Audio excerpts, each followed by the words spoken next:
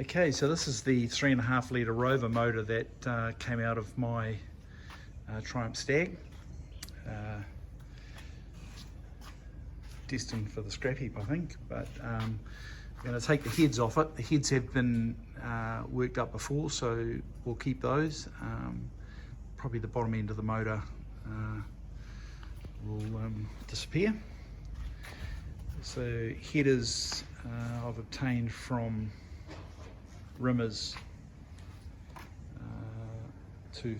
specifically for a 3.5 litre Rover motor in a Triumph Stag. The 3.9 motor that I'm putting into the car came out of a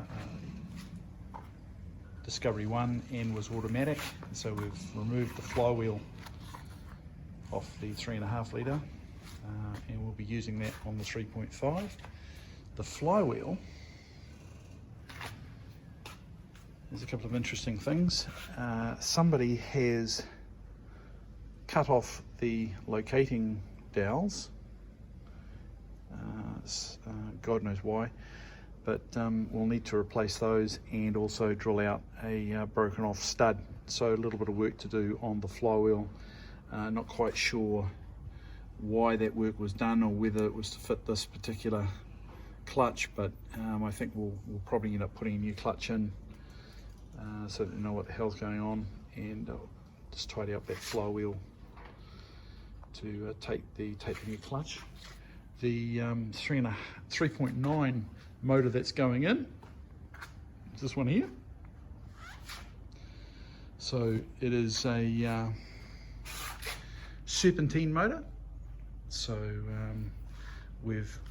I think we've got quite a lot more room from here to here. So between the motor and the radiator, I'm hoping that we're able to keep the location of the radiator as per the Triumph Stag, in which case we don't have to move it, which would be ideal.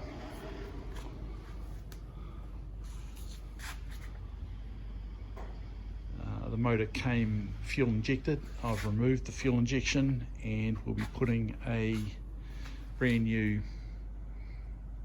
AVS2 Edelbrock 500 CFM carburetor on it. I prefer the carburetor setup. I think it's a lot simpler, so we'll just stick with that, I think.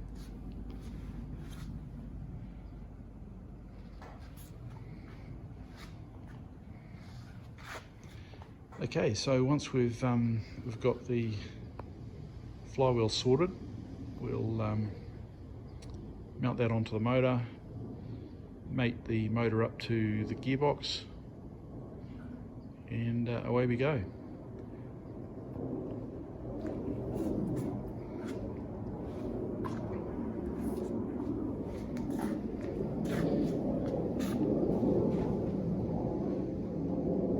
So the gearbox,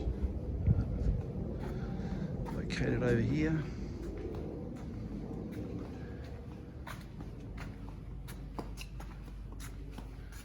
So I've removed the old lever action clutch, and I'm putting in a hydraulic release bearing clutch mechanism. So looking forward to that, getting rid of the slave cylinder and fork completely. There was an issue that we noticed with the motor and gearbox setup before. This it was originally set up with some washers to pack the bell housing off the motor. We couldn't figure out why, but this input shaft here was fouling the spigot in the motor. So it was bottoming out